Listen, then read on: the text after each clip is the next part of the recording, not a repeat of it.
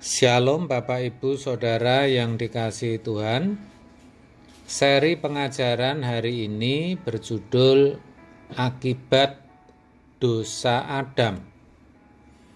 Oleh karena Adam telah berbuat dosa, yaitu melakukan perbuatan yang tidak sesuai dengan kehendak Allah, maka semua orang ikut menanggung akibatnya.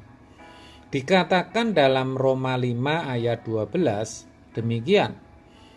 Sebab itu sama seperti dosa telah masuk ke dalam dunia oleh satu orang, dan oleh dosa itu juga maut, demikianlah maut itu telah menjalar kepada semua orang, karena semua orang telah berbuat dosa.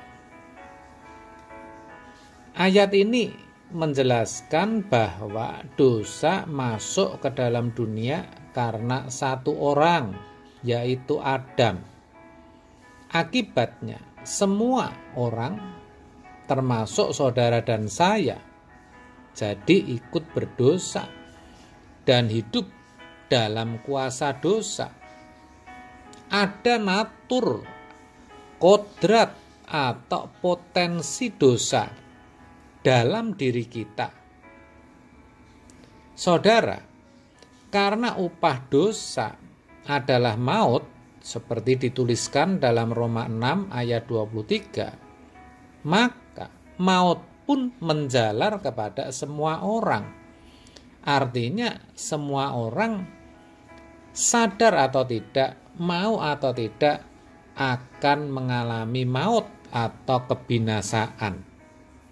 Semua orang hidup dalam bayang-bayang maut. Itu berarti kalau natur atau kodrat dosa itu tidak diselesaikan, maka orang percaya berpotensi atau berpeluang besar untuk mengalami maut atau kebinasaan kekal. Hal ini sangat penting untuk dimengerti. Sayang sekali, ini kurang diajarkan secara kuat, sehingga banyak orang percaya yang tidak menyadari adanya tanggung jawab dalam dirinya untuk menyelesaikan natur dosa ini. Yang ada di pikiran mereka, akibat dosa hanyalah maut atau kebinasaan. Lalu, kalau sudah percaya kepada Tuhan Yesus, mereka tidak akan binasa, melainkan beroleh hidup yang kekal. Padahal, bicara soal maut atau hidup kekal, keduanya menyangkut apa yang akan terjadi atau dialami manusia di balik kubur atau setelah seseorang meninggal dunia. Sedangkan ketika masih hidup, sejatinya ada kodrat dosa dalam dirinya. Inilah yang membuat seseorang tidak bisa melakukan kehendak Allah. Kalau hal ini dibiarkan atau tidak terselesaikan, maka meskipun sudah menjadi orang Kristen, juga akan tetap mengalami yang namanya maut. Nah, di sini orang percaya harus mengerti bahwa kalau Yesus mati di kayu salib, darahnya memang menguduskan kita dari dosa, tetapi bukan berarti menghapus kodrat dosa dalam diri kita. Kodrat dosa atau natur dosa itu tetap masih ada, dan itu menjadi tanggung jawab kita, bukan Tuhan, untuk menyelesaikannya. Efesus 4 ayat 22 mengatakan demikian, yaitu bahwa kamu berhubung dengan kehidupan kamu yang dahulu harus menanggalkan manusia lama yang menemui kebinasaannya oleh nafsunya yang menyesatkan. Yang dimaksud dengan manusia lama di sini adalah manusia dengan natur atau kodrat dosa. Jelas sekali dikatakan bahwa kamu, perhatikan, bukan bahwa Tuhan, tetapi sekali lagi bahwa kamulah yang harus menanggalkan manusia lama. Itu artinya adalah tugas dan tanggung jawab setiap kita, orang percaya, untuk menyelesaikan kodrat dosa kita. Pertanyaannya, kenapa Tuhan tidak menyelesaikan sekalian kodrat dosa dalam diri kita? Apa Tuhan tidak bisa?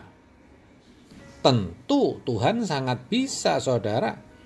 Tetapi memang tidak dilakukan karena ada tatanan dalam diri Allah. Dan dia tidak bisa melanggar tatanannya sendiri. Allah telah menciptakan manusia dengan diberi kehendak bebas. Kalau Tuhan menghapus kodrat dosa manusia, berarti ia mengintervensi kehendak bebas manusia. Itulah kenapa Tuhan tidak lakukan.